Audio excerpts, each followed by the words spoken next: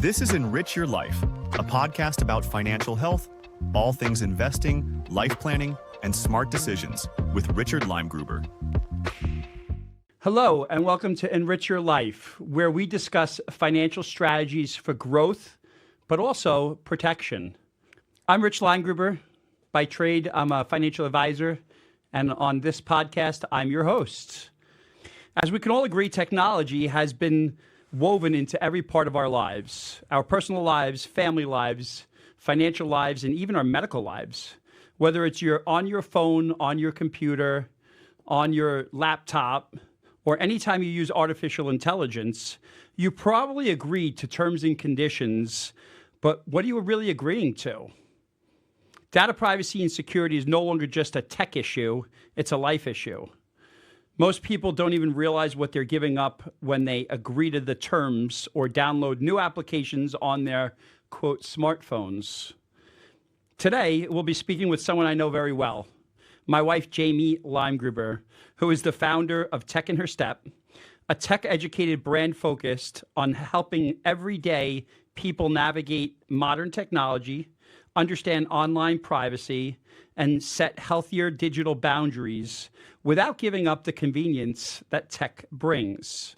Her social media presence across all the major platforms offers technology tools to provide rules and help grown-ups stay savvy, not fooled.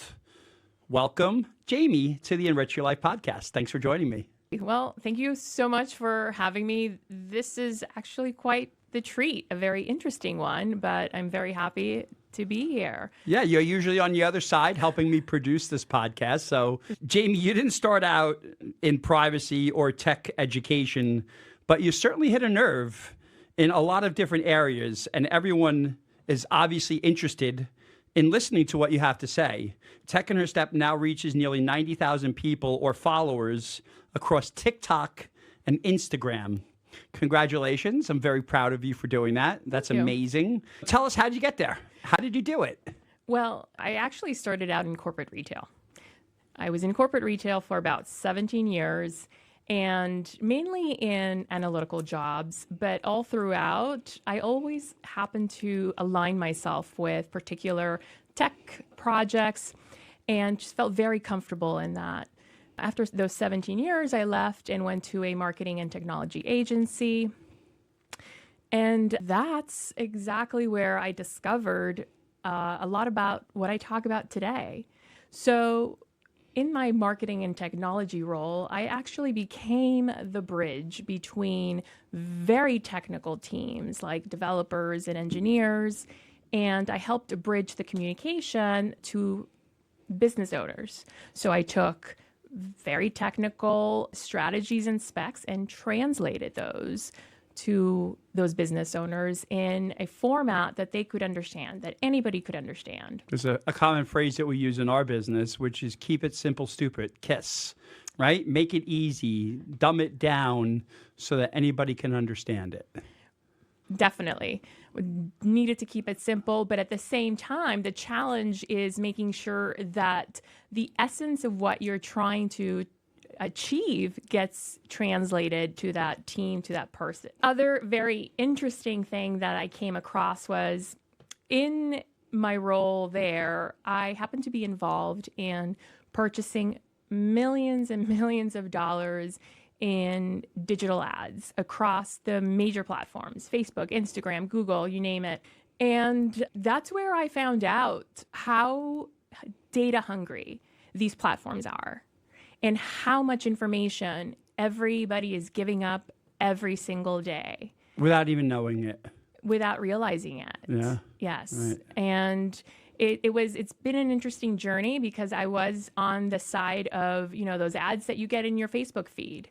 I was buying space there. And now I'm actually on the other side and talking about why maybe you shouldn't be giving up all your digital life to these platforms. So let's talk about how you're helping your followers. You would think that when someone asks you about online privacy, the correct answer would be secrecy, right? Privacy, secrecy. But it's not about hiding, is it? What is it really about? A lot of times people, whenever you talk about online privacy, a lot of people come back and say, well, what do you have to hide? What secrets? And it's not about hiding. It's not about secrets, like you said.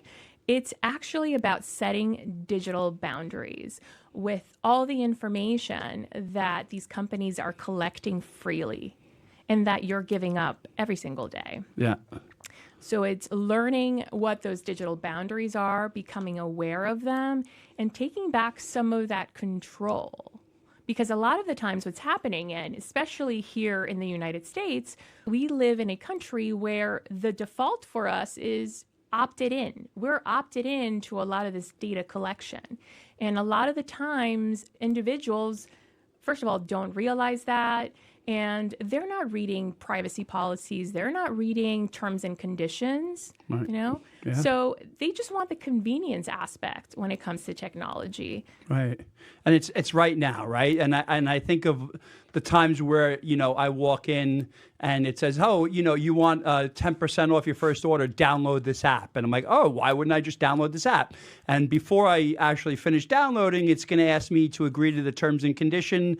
I just want my 10% off my food order. So I'm going to say, yep, sure, why not, as long as I'm getting that 10% off, right? So I think, when we think about what terms and conditions are and who's actually creating them, most likely it's a company's attorneys who are making sure that the company that you're signing up for has the rights and has all the protections for that company. But very often we don't actually read through it, right? And we just sign off on it and accept those terms and conditions. Well, how many times have you read terms and conditions? Never. There Don't you tell go. anybody, but never. Yeah. In case anybody's listening, right? Yeah. So are those disclosures also protecting the user as much as the company who's asking you to sign off on them? Bottom line is no, not right now, especially not in the U.S. Okay. These companies, they set out to make money. They don't set out to protect your data. Right. So that's their main goal, making money. And the users, their customers, they're secondary to that. Yeah.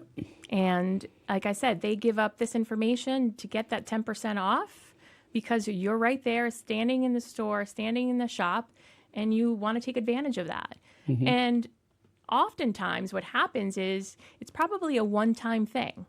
Right? You download their app, it's a one-time thing, and then there are times where you don't come back to that business ever again, but that app stays in your phone. And Right. as long as that app stays in your phone and the permissions are turned on for them to collect information, they can collect information. Even though it has nothing to do with the store or anything that I've purchased within them. Right. Yeah, So it's if we're, talking about these permissions, a lot of these apps that people are downloading, for example, these game apps, puzzle apps, right? Yeah. When you're downloading and accepting this, right, you're also giving permissions to things like your microphone, your photos. Why would a puzzle game need access to your photos? Why would they need access to your microphone? Mm-hmm. Right? So what's happening is there's a collection there of data. And a lot of these apps are collecting that data and either sharing it or selling it. Okay.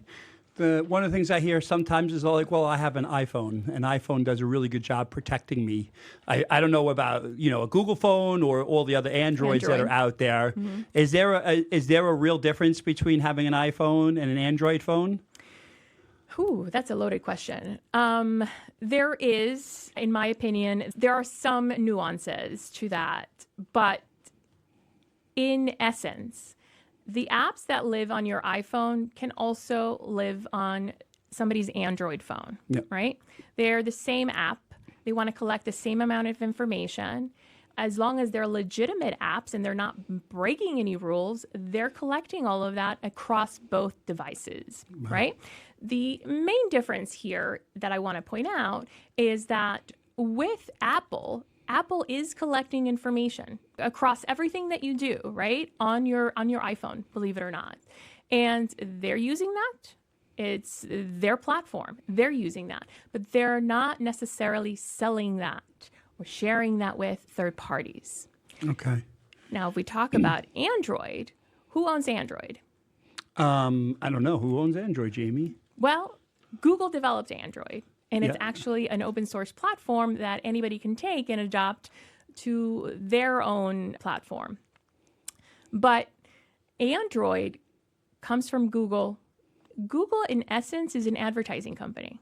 Right? Yeah, we all know that. Yeah. So they collect a lot of information and they use that information to make money. And just recently, I think Google surpassed Apple, right? They're in the trillions of dollars as far as It was actually last year, I believe it was the most profitable company in the world. Google. So what does that tell you about your data? Yeah.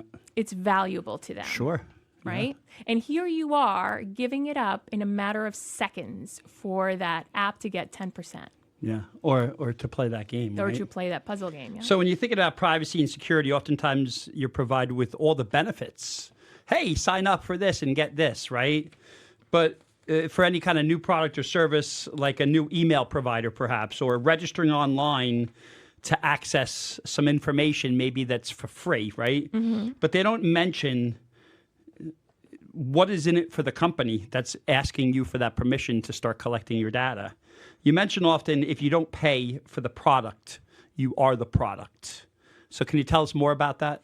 That's really at the heart of this, right? Okay. So a lot of people think, well, I'm getting this for free. I'm getting to use Facebook. I'm getting to use Instagram for free. I'm getting to use Google Docs for free. No, you're not. They're taking your data and they're amplifying their business with your data. But they're not only taking what you're using on your Facebook app or your Instagram app or any other app that you're using, but they're also behind the scenes collecting everything else you've ever done on that phone, correct? That's correct. Or your computer. That's correct. So they can actually collect data even from brick and mortar shops that you go to. Wow. There are brick and mortar stores that will sell their information to Meta, the people behind Facebook and Instagram, so that they can feed that algorithm that we talked about. Yeah. Even We talk a lot about not only your privacy and security, but we often forget about maybe your spouse, your child, what they're downloading on their phones and computers, and even more importantly, your parents or seniors who we've had a podcast before about. They're the most targeted, demographic, right, of getting targeted for scams, right? So what is the most surprising real-world consequence people don't expect if they aren't watching out for their own privacy? So let's go back to the statement of, I've got nothing to hide. Yeah. So why should I care about privacy?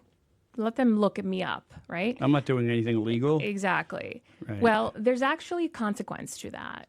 And it comes down to the collection of data that is happening passively, meaning you're not in there typing your date of birth, no, passively, because they're collecting data on your behavior, on your location, on your habits, preferences, all of that, to form a very, very specific profile of who you are, right? Once they form that very, very specific profile, that will impact what you pay for goods.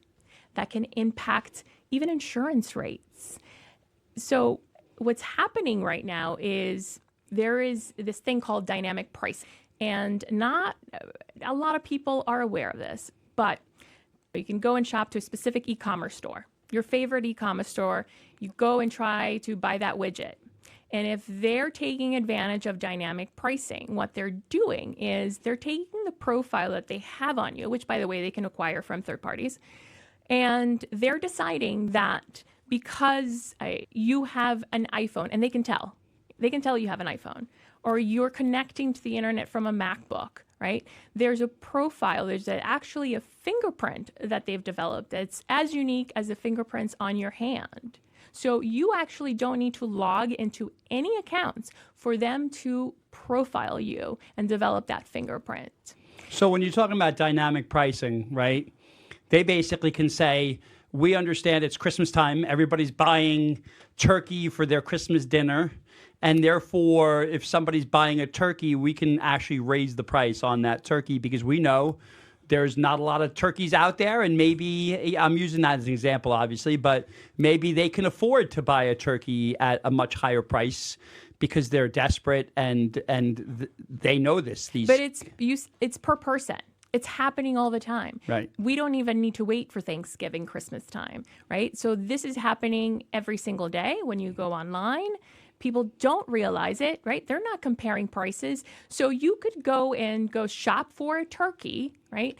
And you could end up paying a lot more for that turkey than your neighbor will. And that's what dynamic pricing is all about. And they base that on, I guess, maybe other past shopping experiences where maybe you've gotten the higher end product versus a lower end product, perhaps. That goes into it. But like I said, they have an enormous amount of information. They could practically hold your entire digital life, and they can make a decision on what price to put on that turkey based on that. There's a certain threshold that they develop when it comes to that price. And they know that threshold, meaning what is the top dollar that Richard Limegrubber is going to pay for that turkey versus your neighbor Bob next door. Right? Yeah. And it's Of course, they want to charge me more, of course. right? It feels like they're always charging us more. But just recently, New York State actually passed a law regarding dynamic pricing, right, back in 2025. And, oh, by the way, dynamic pricing, just to be clear, in the United States, it's not illegal. They can charge whatever they want to charge. Sure, it's a free market. But what New York State has come out with this law is basically says, if you're going to utilize dynamic pricing, then you need to tell your consumer that, and you need to make them aware that you are, in fact, using dynamic pricing. And here's a prime example. You and I actually have experienced dynamic pricing. Uber. Oh, yes. Right? Oh, yeah. We've been standing next to each other waiting for a ride to get to wherever, a hotel or back home. And you go on your Uber app, I go on my Uber app, and we end up getting different pricing. Yeah. Could be $20, $30 more. It is significant enough Right, where we're yeah. like, okay, no, you do it then. Right. That's a prime example of dynamic pricing. Yeah, absolutely. And so how does somebody help their loved ones? When you speak of protecting loved ones, yes, they're also going to be faced with dynamic pricing and this profiling and scams that are happening every day. That texts are going to your older loved ones. They're clicking on a link. They're giving away their social security number, everything. And by the way, it's not so much these outlandish scams where there's, oh, I'm a prince and I'm going to offer you $1,000. That's where it all started, right? Those are the old ones. They've gotten a lot more complicated now. A lot more complicated, Right, especially with AI. Yeah. So a lot more people are falling for these text messages. So you have to sit with your loved one and say, hey, this is what's going on. Let's make a game plan together. Don't click on any links. If somebody's requesting personal information, think about it. If it's a big known company that you're doing business with, go into your account and see and check that out, because 90 times out of 100, that's a scam. Right. And these companies, they don't need to verify who you are. They have your information. One of the things I wanted to talk about is oftentimes we hear about getting a notification about these data breaches, right? Big company, Fortune 500, their data was stolen, and now you're going to get free online credit monitoring for the next 12 months. You just have to sign up. And I get calls all the time from clients when they receive those saying, is this true? What do I do? That's something that's not my purview, but I always tell them, call the company, find out more, read what they sent you. But when it comes down to it, let's talk about separating the real risks from some of the noise, right? Oftentimes we worry about things that don't really matter as much and ignore what's even more impactful. So what actually matters to pay attention to? By the time you're getting that notice, Yeah.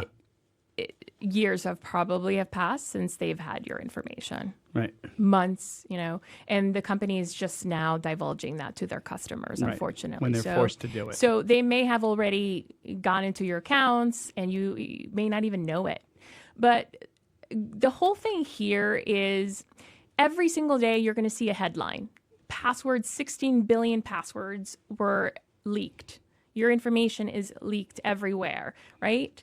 But what you have to do is understand from a digital perspective, there are really, in my opinion, 4 things that you really need to protect and forget about, all this noise. And that goes down to your email, which is actually the digital key to a lot of your digital life. Because if anybody can get a hold of your email, they can reset passwords, they can change accounts. Then there is your phone number. We talked about these text scams, right? Mm-hmm. They can come in to send you a text. They can even impersonate you with your phone number, right? So protect your email, protect your phone number, protect your location. Believe it or not, every time you sign on to the internet, your location is known not just to your internet service provider, whoever that may be, but to the company. And you want to make sure that you protect that, because once companies or others know your location, they can start to see patterns with your life. The 4th one being money.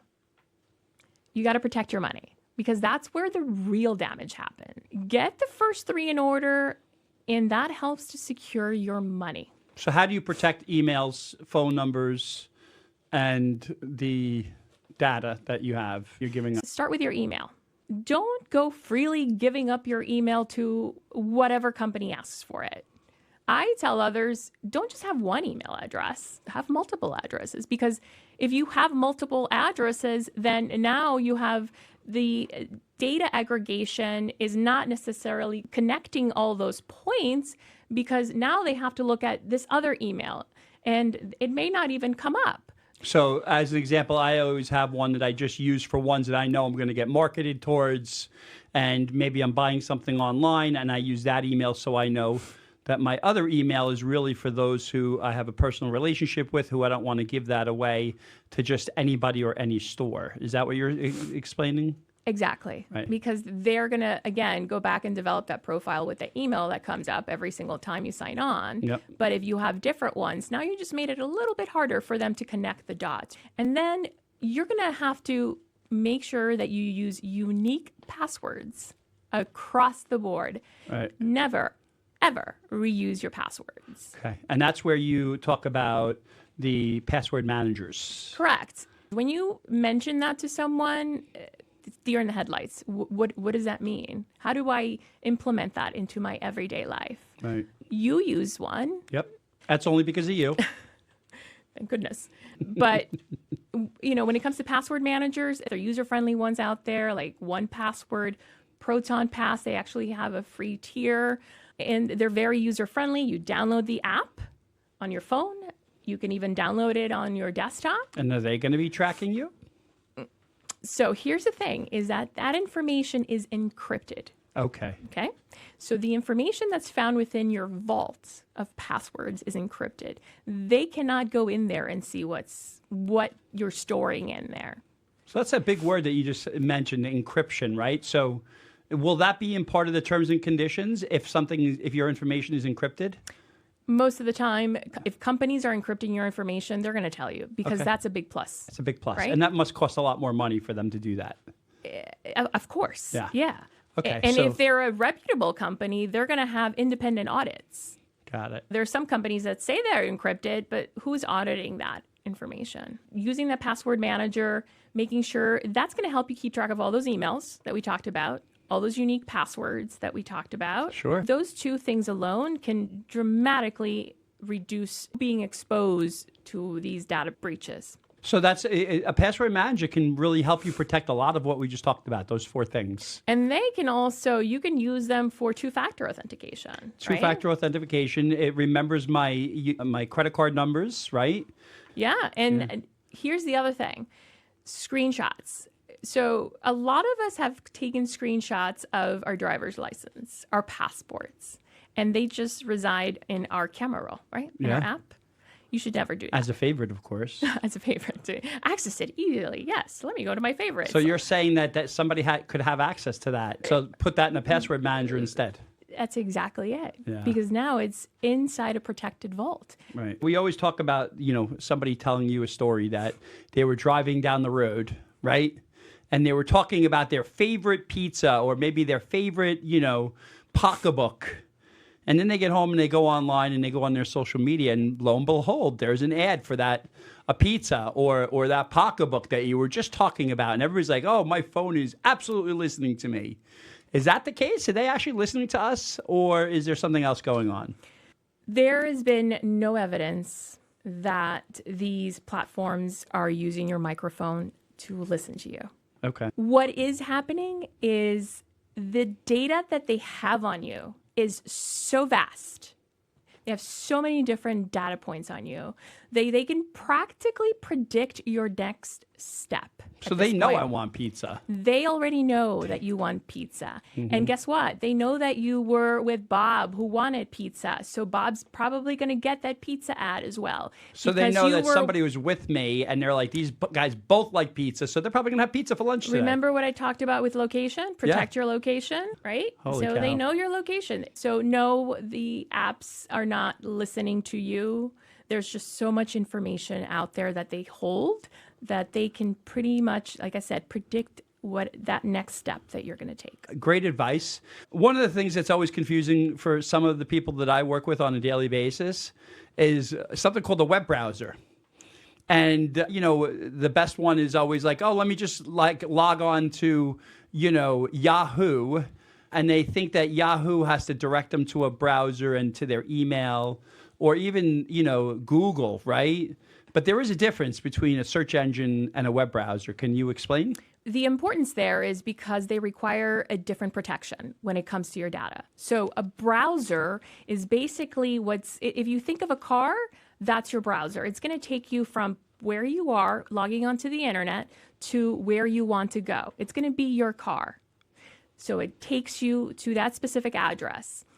A search engine, so let's talk about Google search, which is very different than Google Chrome. Chrome is the browser.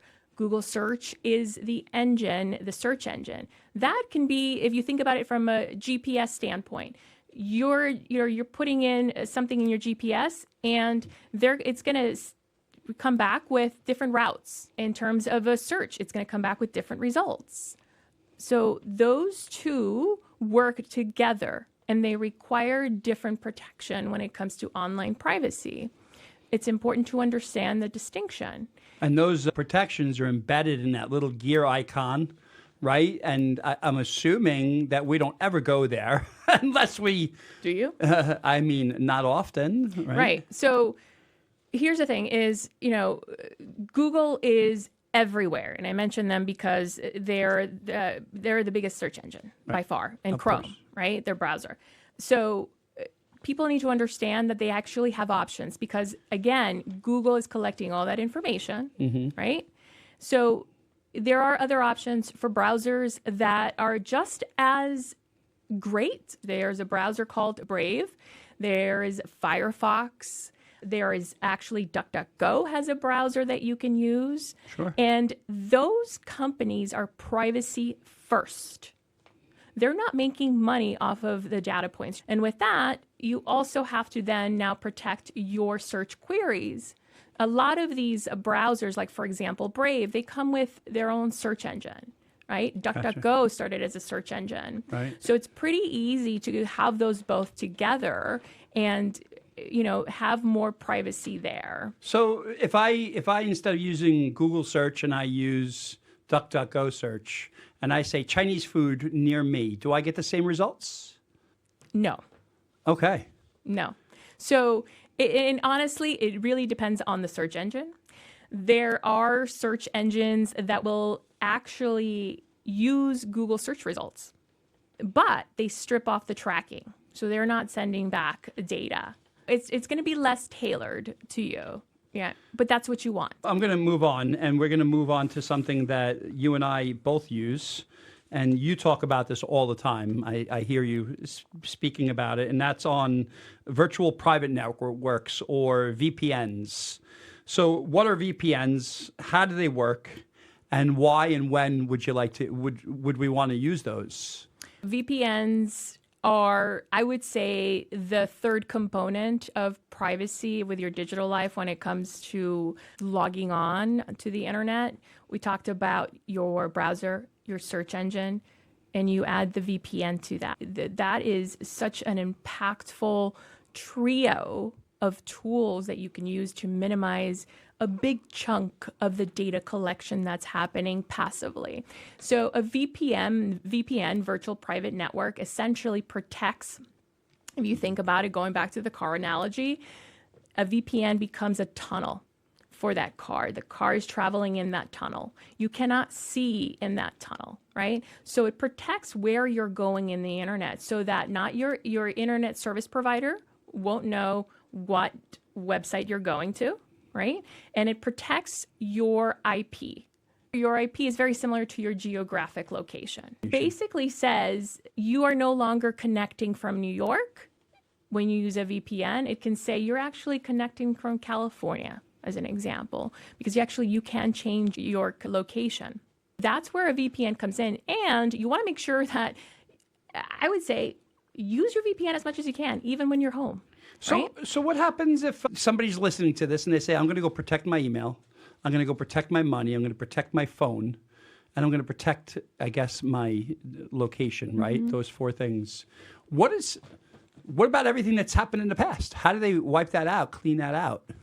It depends on the company, right? It really depends on the company. I mean, just deleting the app, would that do it? Absolutely not. The responsibility is on you.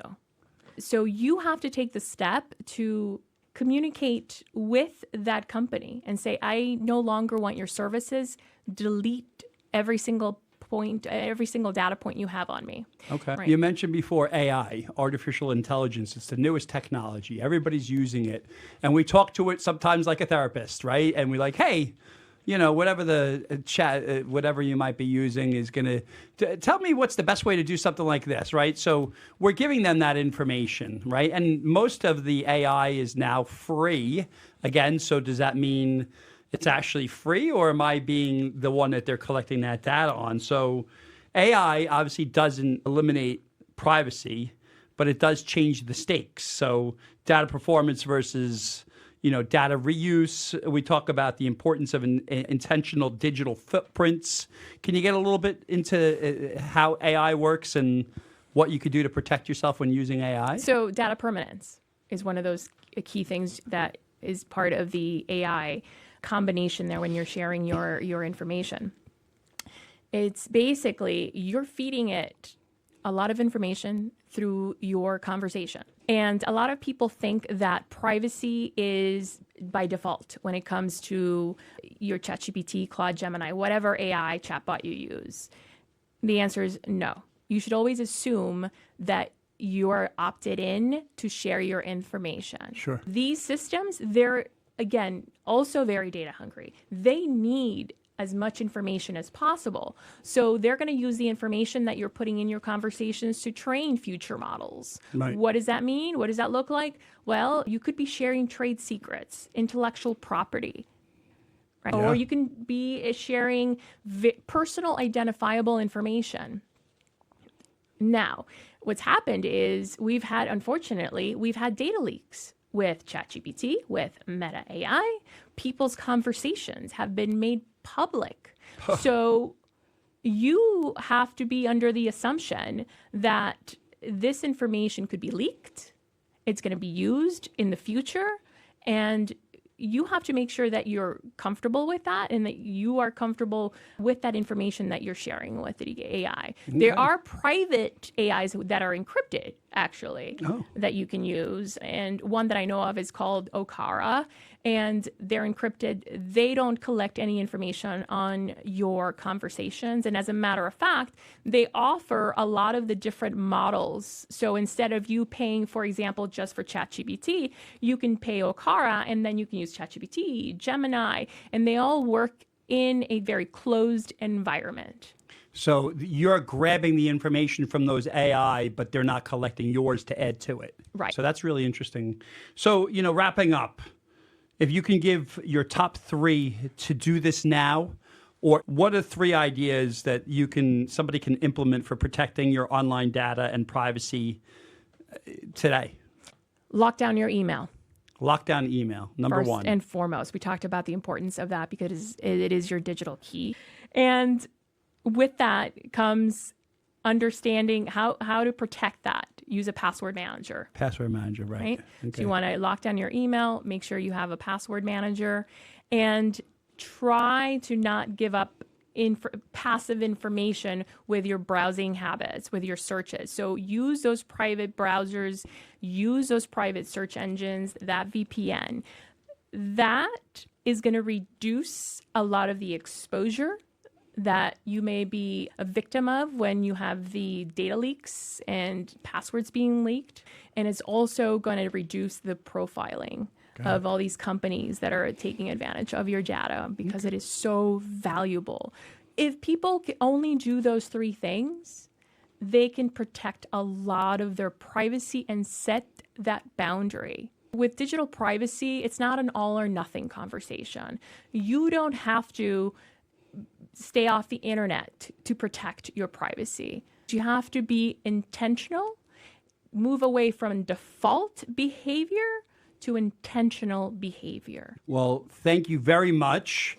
I think we should have a second podcast on this because there's a lot of information that's out there. And, I just want to say I'm super proud of you. Thank you. Because you're doing something that nobody else is really talking about, which is how do people, common people, protect themselves from these big corporate giants that are giving away everything. Here, look at this carrot at the end of the stick, but not realizing all the data they're collecting on you that they can use against you, for you, whatever, just to get more business. Right. And it's just crazy. So what I've taken away is that privacy matters, awareness precedes control, setting boundaries are not anti-technology, they are pro-intentional living, and don't let convenience quietly become your consent.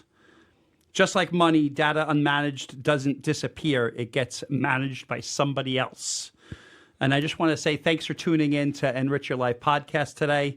I want to say a special thanks to LMC Media, who helps produce this, as well as Vectorly.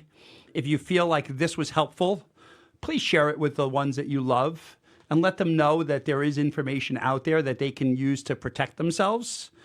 Are there any other topics you'd like to hear about? Remember, you can enrich yourself every day with financial strategies. You just need to find the right one that works for you. You can reach me at hello@enrichlifepodcast.com.